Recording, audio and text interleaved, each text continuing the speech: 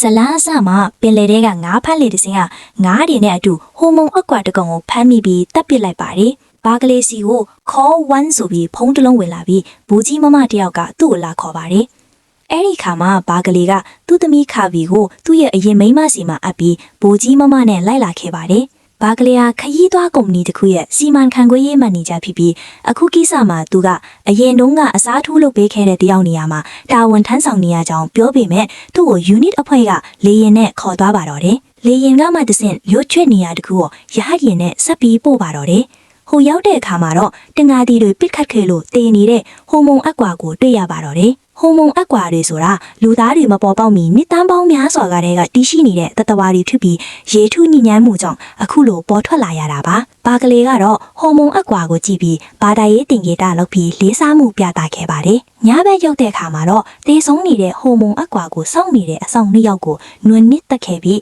းဟိုမုံအကွာရဲ့အလောင်းကိုဟိုမုံတွေကပဲပြန်ယူသွားကြပါတယ်။ဒီလိုကိစ္စတွေမြင်တွေ့လိုက်ရတဲ့ဘာကလေးကသူဟာအစားထိုးထားတဲ့သူဖြစ်တဲ့အကြောင်းပြောပေမဲ့အဲ့ဒီအမကမီးရဲ့တမိုင်းအစလေးဖြစ်မှာပေါ့လို့ဘိုးကြီးကပြောလိုက်ပါတယ်။ရေထဲမှာလှုပ်ရှားမှုတွေ့လေဆိုပြီးပဒင်းပို့တဲ့အခါမှာတော့ကြီးလိုက်တဲ့အခါမှာတော့ဟိုမုံအကွာတကောင်ကိုတွေ့လိုက်ပါတယ်။ဘာသာပြန်တဲ့ဆက်နဲ့ဆက်သွယ်ပြောဆိုလိုက်တဲ့အခါမှာတော့တကဘာလုံးကိုပြောနေတာဆိုပြီးဟိုမုံအကွာဒီပေါ်ပေါက်လာပါတော့တယ်။အဲ့ဒီနောက်မှာတော့ဟိုမုံအကွာဒီနဲ့တန်တမဆက်သွယ်ဖို့ကုန်းမီနဲ့ရေပင်ဆက်သွယ်ဖို့အဆောက်အဦပြင်ဆင်ပါတော့တယ်။ဟိုမုံအကွာဒီနဲ့လူသားတွေရဲ့ပထမဆုံးတွေ့ဆုံပွဲကိုရောက်ရှိလာပါပြီ။ပထမဆုံးတွေ့ဆုံပွဲမှာ unit ကစီစဉ်ပေးတဲ့တန်တမနဲ့ဟိုမုံအကွာဒီရဲ့တန်တမဆော့တို့တွေ့ဆုံစကားပြောပြီးမဲ့အစင်မပြေတဲ့အတွက်ဘာကလေးကိုတန်တမခံရဖို့ဆော့တို့ဘက်ကတောင်းဆိုလိုက်ပါတယ်။ဒီလိုရွေးချယ်မှု unit အဖွဲ့ခေါင်းဆောင်ကိတ်ရောဘာကလေးရောပါအံ့တော်ခဲ့ရပါတော့တယ်။ဒါကြောင့်ဘာကလေးရဲ့နောက်ကျောင်းကိုစတင်စုံစမ်းကြပြီးမဲ့ဘာကလေးဟာတာမန်လူတယောက်ဆိုတာကိုပဲတွေ့ကြပါရဲ့။ကိတ်တို့ဟာဟိုမုံအကွာတန်တမဆော့နာတွေ့ပြီးဘာကလေးကိုဘာလို့ရွေးခဲ့တာလဲမေးတဲ့ခါမှာတော့ငါတို့ရွေးခဲ့တာလူသားဆန်မှုနဲ့စာနာတတ်တဲ့စိတ်ကြောင့်လို့ပြောပြီးဘာကလေးကိုပဲတန်တမလုပ်ဖို့ပြောပါတော့တယ်။ဟိုမုံအကွာဆော့တို့ပေးထားတဲ့တန်သေးသားလောင်းအသေးနမူနာတ िश ူးယူတဲ့အခါမှာဓာတ်ခွဲခန်းကတယောက်ကကိုကြိုးကြည့်ပြီးတ िश ူးနမူနာကိုအခြားအဖွဲ့ကိုပေးလိုက်ပါတယ်။ဒုတိယနေ့တွေ့ဆုံတဲ့အခါမှာဘာကလေးကတန်တမထီလာပြီးသူတို့တွေ့ဆုံပွဲမှာဆော့ကမီးရည်တစ်ခွက်တောင်းဆိုလိုက်ပါတယ်။အဲ့ဒီရေကိုတောက်ခိုင်းတဲ့အခါမှာတော့ဘာကလေးကရေတွေညစ်ပတ်နေကြောင်းပြောပြီးဒီလိုဖြစ်ရတဲ့လူသားတွေကိုစားတောင်းပန်ပါလို့ပြောလိုက်ပါတယ်။ရေအရင်မြစ်တွေတန့်စင်ဖို့နှစ်40အကြာမှထိကြောင်းဘာကလေးကပြောလိုက်တဲ့အခါမှာတော့ဆော့ကနှစ်40အတွင်းငါတို့ဟိုမုံအကွာတွေတေဆုံးပေးနေရမှာဖြစ်တဲ့အတွက်မင်းတို့အခုပဲတန့်ရှင်းအောင်လုပ်ဆိုပြီးမျိုးပေါင်းမားစွာအပေါ်ကိုပလတ်စတစ်အမိုက်တွေမိုးပေါ်ကကျအောင်လုပ်လိုက်ကြပါတယ်။ဆော့တို့အဖိုက်ထပ်မံတောင်းဆိုလိုက်တာကလူသားတွေအနေနဲ့ကုန်းမြေကလွှဲရင်ရေချောင်းအသုံးမပြုရဘူးလေချောင်းကိုပါအသုံးမပြုရဘူးလို့ဆိုလိုက်တဲ့အခါမှာတော့နိုင်ငံခေါင်းဆောင်တွေကဆော့တို့ကိုရန်လိုတဲ့အပြူမှုတွေနဲ့ပြောဆိုလာတဲ့အခါမှာတော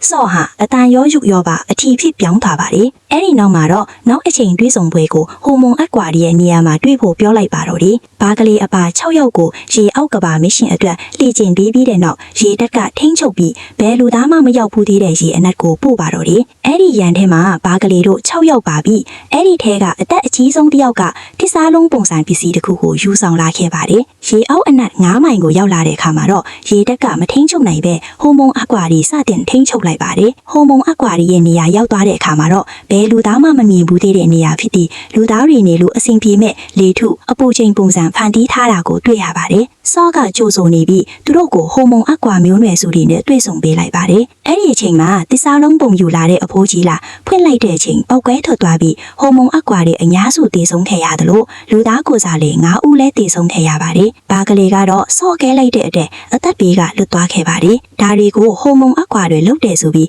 းလူသားတွေကဆွဆွဲပြီးဆော့လုတ်တဲ့ပုံစံရုပ်တံလွင့်ကြပါတယ်။ဆော့ကတော့ဘာကလေးကိုကာကွယ်ရင်လူသားတွေရဲ့ဖမ်းဆီးတာကိုခံလိုက်ရပါတယ်။ဘာကလေးကိုဒီဖြစ်ရတွေကိုဘလို့ဖြစ်ခဲ့တယ်ဆိုတာကိုကိတ်တို့ကမေးကြတဲ့အခါမှာတော့ဆော့ဟာသူနဲ့အတူတူရှိနေပြီးဒီဗီဒီယိုကအတူထစ်ကြောင်ဆော့ကသာသူ့ကိုကဲတင်လိုက်ကြောင်ပြောပါတယ်။အရင်စားဖြစ်နေတဲ့ဆော့ကိုတဲဆောင်လာတဲ့ရန်တွေကဘာကလေးကမလိန်တပတ်လုပ်ပြီးဆော့ကိုကဲဆယ်ပြီးသူတို့အတူတူထွက်ပြေးလိုက်ပါတော့တယ်။လူသားတွေနဲ့တွေ့ဆုံဖို့ဒီတစ်ခါလာတာတော့ဒီရေးဆိုတဲ့ဟိုမုံအကွာအထီးထီပြီးဆော့ကိုသူတို့ကိုပေးဖို့ချင်းချော်ပြောဆိုလိုက်ပါတယ်။ဘာကလေးနဲ့ဆော့တို့ဟာပုံမတန်ရောစံတွေ့လာခဲ့ကြပါတော့တယ်။ဘာကလေးဟာထပ်ပြေးနေတာကနေသူ့သမီးကနေတဆင့်သူ့အရင်မိန်းမကိုဆက်တွေ့တဲ့ခါမှာတော့ထောင်ချောက်ခံလိုက်ရပါတယ်။ဆော့တို့နှစ်ယောက်ကိုဖမ်းဖို့လုပ်တဲ့ခါမှာတော့ဆော့ကတော့ထပ်ပြေးခဲ့ရပါတယ်။ဆော့ဟာဟိုမုံ အက်ကွာဒီကိုသစ္စာဖောက်တဲ့အတွက်အမောင်ထဲမှာတယောက်တည်းကူးခတ်နေရမှာပါဟိုမုန်အက်ကွာဒီဟာအိမ်မွဲခွေးတွေကိုဖမ်းဆီးသွားတယ်လို့ရေခဲတွေကိုလည်းအရေးပြဲအောင်လုပ်ကြပါတယ်ဘာကလေးကတော့သူ့ကိုအကျယ်ချုံနေထားတဲ့အခါ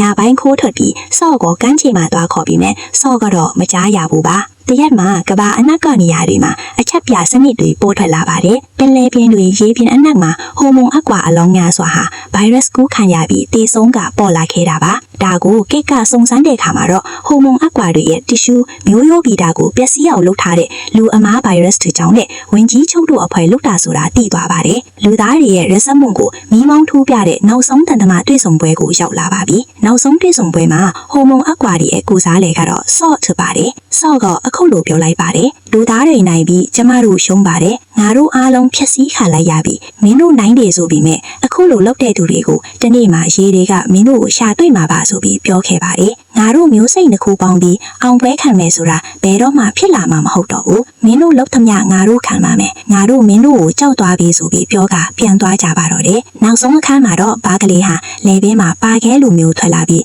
စော့နဲ့အတူတူရေနက်ထဲမှာကုခပျော်မြူးနေပါတော့တယ်ဒီဇလန်းဟာစစ်ပွဲတပွဲဆိုတာထက်လူသားတွေရဲ့လောဘတွေကြောင့်ကဘာကြီးဟာဖြစ်စည်းနေပြီးကဘာကြီးဟာလူသားတွေတင်ပိုင်တဲ့နေရာမဟုတ်ဘူးဆိုတာဖော်ပြတဲ့ဇာတ်ကားကောင်းလေးပဲဖြစ်ပါတယ်